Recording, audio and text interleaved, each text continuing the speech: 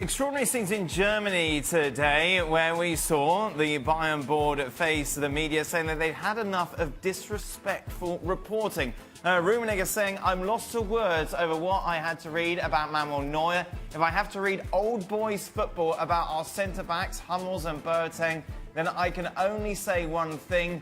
Are you serious?" He continues, "No one wastes any thought or values like dignity and decency. Polemics have no limit anymore. This is true for media pundits and most of all for pundits who once played football here." Ralf Honigstein, this from certainly looking from the outside in, looks very, very weird. Yeah, that's exactly the right word. And there were more words: embarrassing, bizarre, satire, but sort of unwanted satire, self-satire, if you want. I mean, initially, this was supposed to show a sense of unity. The last time those three guys, Rummenigge, Salihamidzic and Hoeneß, showed up is when Jupp Heynckes took the job. So this was a serious thing, the three of them all appearing together. But instead of making a big sort of show of solidarity with the coach, they went on the attack, and they attacked the media for what they said was reporting falsehoods, for being disrespectful, for saying all these things. And at that point, okay, you could have said, okay, this is a classic Bayern maneuver to detract from all the bad results. But unfortunately, then they started discussing and started debating. And then they did the very same thing that they had just criticized the media when Uli Hoeneß said, well, Juan Bernat had a really rubbish game, that's why we sold him. Having just a minute before castigated the media for being disrespectful about Bayern players. So it was a car crash thing, half an hour. Entertaining for neutrals, I think for Bayern fans, quite worrying. And for everybody else, still scratching their heads, trying to understand why such experienced operators really completely lost their heads in this point. History made for the German national team for all the wrong reasons this week. That 2-1 defeat against France, meaning it was their 6th loss in 2018. That has never happened in a calendar year before. Ralf, where do you stand on this? We've been debating it quite a bit over the last couple of days. Was that performance against France, despite the defeat, enough to save Jogi Löw?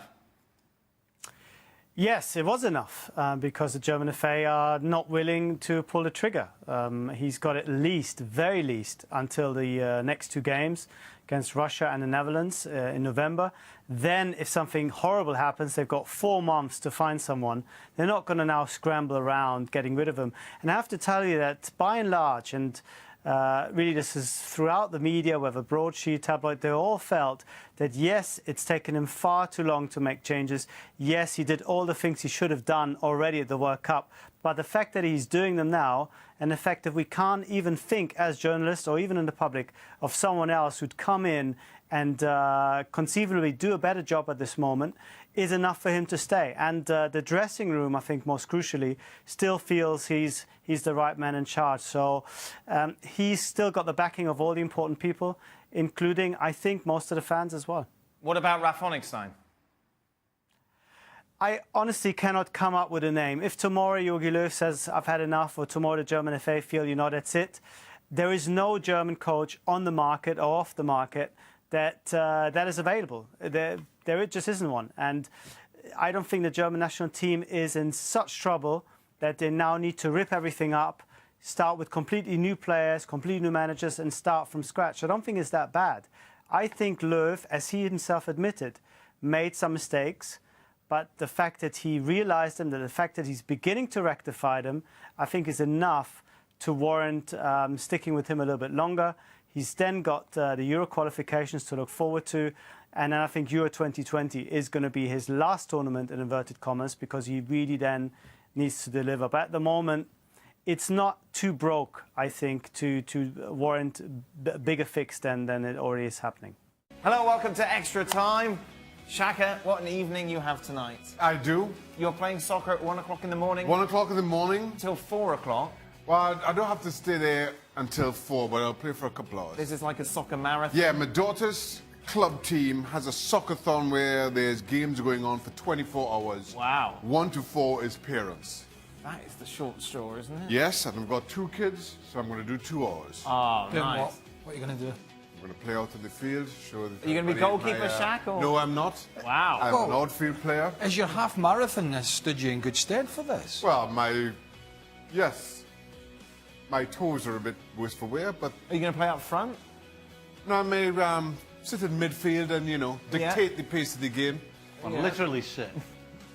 Literally sit. Shaq, it's going to be freezing, isn't Yes, it? yeah. That sounds really good, doesn't it? You two could go as well. Lend your support. You're most welcome to come join. I don't know. It's okay. We may not be home by then, will we? Where are you going tonight? Where are you going tonight? I thought we were going out, innit? We'll bring the refreshments. Oh, okay. Ah, there you go. Oh, there you are. Get a new Perfect. Raf Honigstein is here as well. He's been battling with You traffic can come in play London. as well. You can come play Raf if you He like. can't get to the studio, let alone Boston. Oh, yeah, that's right. Yeah.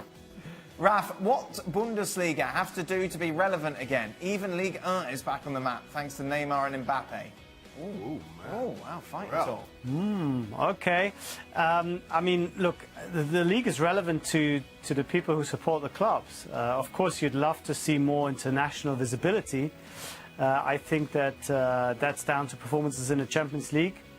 I don't think Bayern and Dortmund are a million miles away. Dortmund will be, I think, one of the really good teams to watch. And Bayern were in a semi-final, 5 months ago? So it's not that bad a league. I think it's more entertaining as far as the title race is concerned than Ligue 1, that's for sure. It's a bad time to be asking that question when Bayern Munich is sitting in 7th place and Dortmund are, and there's other teams that are flying, including Dortmund. So it's rather bad timing, I'd say. Will the lack of goals, Craig, from their strikers eventually stall the title challenge of Chelsea? That's a good point. It could do.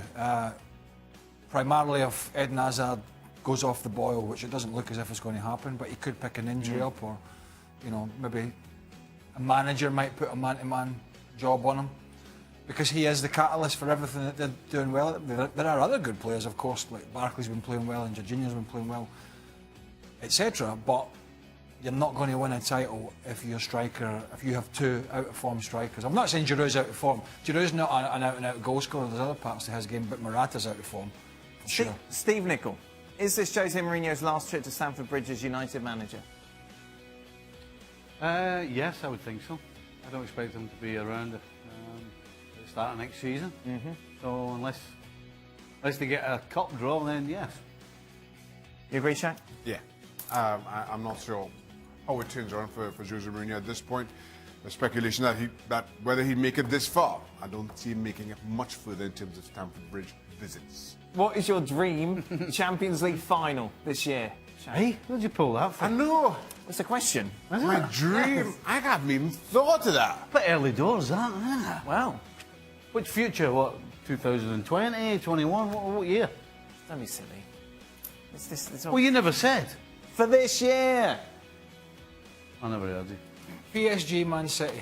Two teams that are striving to bust through. It's in Madrid this I'd- year. I'd isn't like it? to- Are you going to be around or are you playing golf? Well, I'll be around and I will be playing golf. Oh, I mean, I don't know, but the golf trip comes first, doesn't it? well, yeah, I know that. So from I don't know. previous Champions League final. I don't know when it is this year. I wouldn't mind seeing City and Liverpool in a final. One off Oh, for all the marbles. You say one-off as if it's not a one-off. What do you mean No, one-off? no, I mean, well, we saw them in the Champions League last season, but right. that was over 2 games. I'd like to see them one game. Raf, what is Thanks. your dream Champions League final?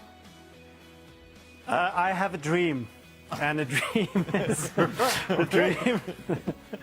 the dream is to watch two German teams in the final. Yes. Of course, that is my dream. Yes. In Madrid, any of them, I don't care. Schalke, Dortmund, Perfect. big Revier derby. Bank manager would like that as well, Raf. I tell you one more dream is to see Atletico Madrid win the Champions League against Real Madrid in Madrid. All right, calm down. Calm down. Oh, Don't need that, Raf. Sit down with that, Gab. Gab. Yeah, Raf. I was Raf. Forgot. Finally, Steve, any concerns about Liverpool's few minor injuries during the international break? No. Okay, good. Okay then. No, Van Dijk, I think, is fit, as is Salah. Man, he's got a sore thumb. I don't think you play with your thumb, do you? So he should be all right. So, what's the problem? In Sabutio, you wouldn't play with your thumb. And to be fair, if you had a choice of teams to play against away from home after an international break, Huddersfield would be one of those teams. Oh, not again. You're upset Huddersfield fans Yeah, last you upset year. them last year, Stevie. Well, they're not very good, are they? Let's be honest. What do you want me to say? You want me to tell fibs? No, but you didn't. You weren't talking about the team. You were talking about the manager. Yeah. You didn't like his antics running on the field. Oh, give it all that, Bertie. Big spuds, look at me. We'll translate Bertie Big Spuds. No, we won't. Thank you very much. Thank you, Raf. ESPN FC back on your screens tomorrow. We're with you, me and Stevie, bringing through the highlights of what happens tomorrow. Lots of games, big games, matches. Good luck. Good luck, you two.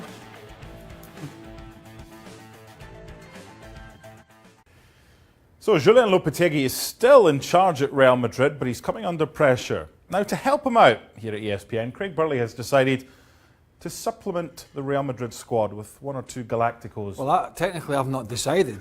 Not yet.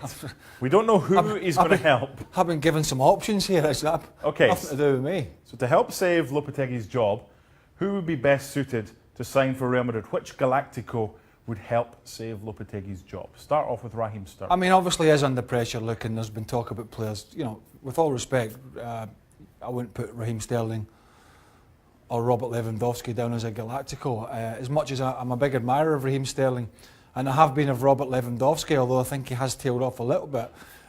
Eden Hazard's having a great season, and you know they're still hoping Chelsea are going to keep him. I think he's very undecided himself because he's at that age now where he's going to have to make it happen now or it's going to go away forever.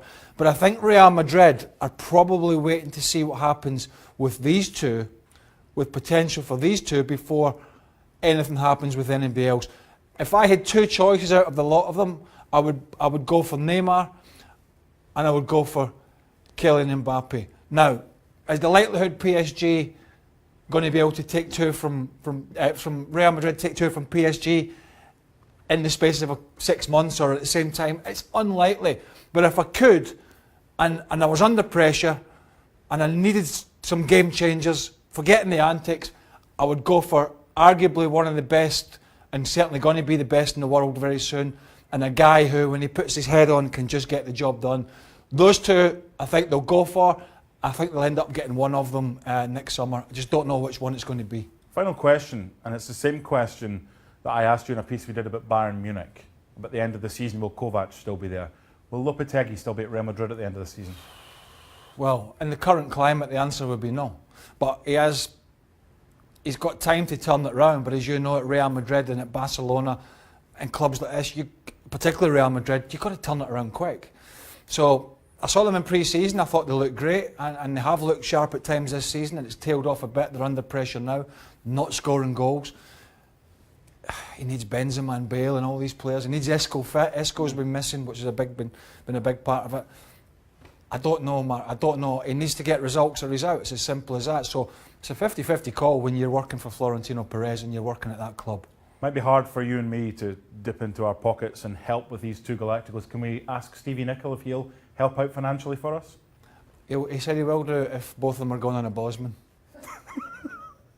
So Bayern Munich are 6th in the Bundesliga. There's even headlines that Bayern are in crisis. And the club hierarchy are not happy with some of the comments made in the media. Before we speak to Craig Burley, let's look what Karl-Heinz Rummenigge, the CEO, has had to say. What we've had to read in recent times has nothing to do with performance. It was a settlement. Now, I think a literal translation, this is probably it was an attack on individual players. Today we will protect our players, our coaches and also the club.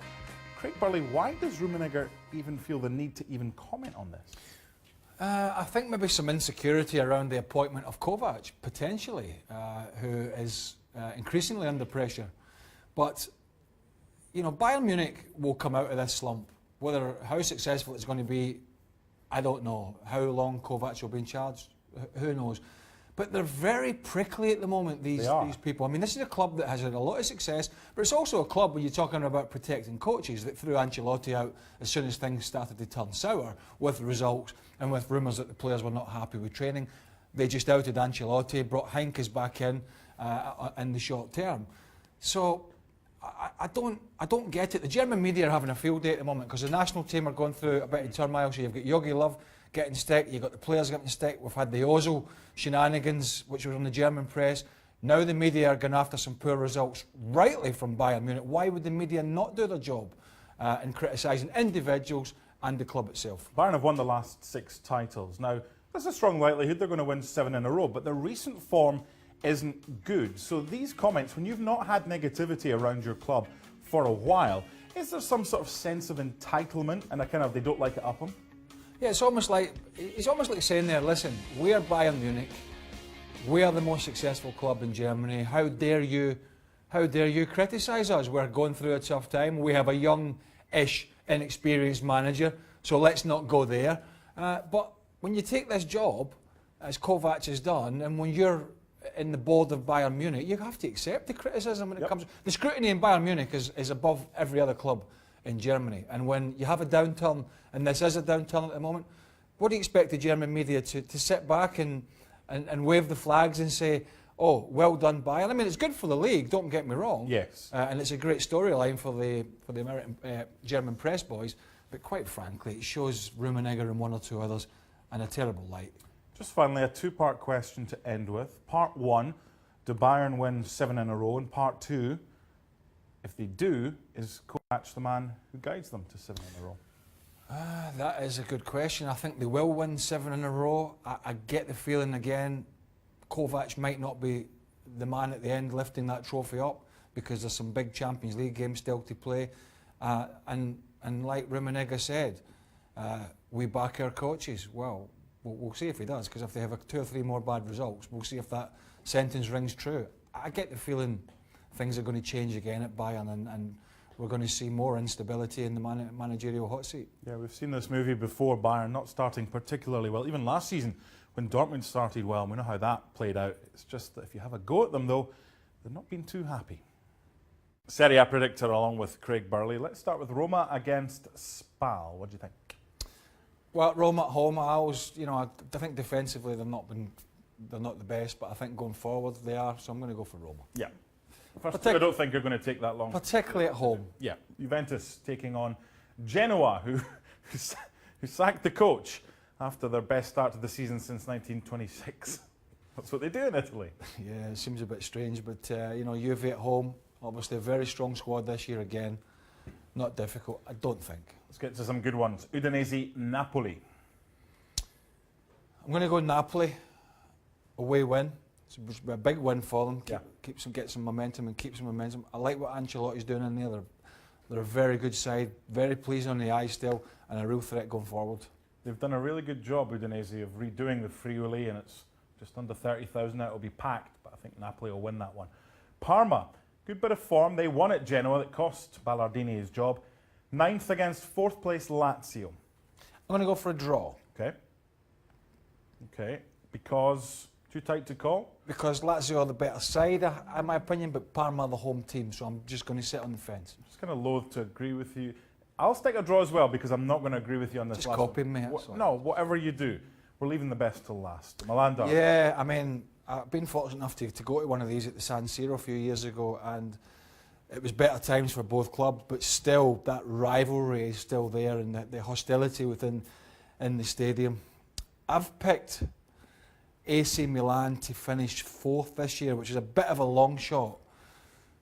However, I'm going to go against that pick on this occasion, and I'm going to go for Inter. Okay, it's a hard one to predict. It is a hard one to predict because Higuain in particular is still a big threat, but I just think they're more organised with a bit more quality in the squad. They've been finding a way as well. They've been going down and coming Mauro back. Icardi. Yeah, exactly, and Lautaro Martinez as well. I think Milan will go ahead, but Inter will get a point, so that's where I'm going to disagree with you. Draw. So 4 of the 5 we have agreed with, we've just disagreed for the Milan derby. And if you're in the States, by the way, the Milan derby is on ESPN Plus on Sunday, and I'll be up nice and early for Frosinone against Empoli on ESPN2 in the States, and I'm sure Craig Burley will set his alarm to join me.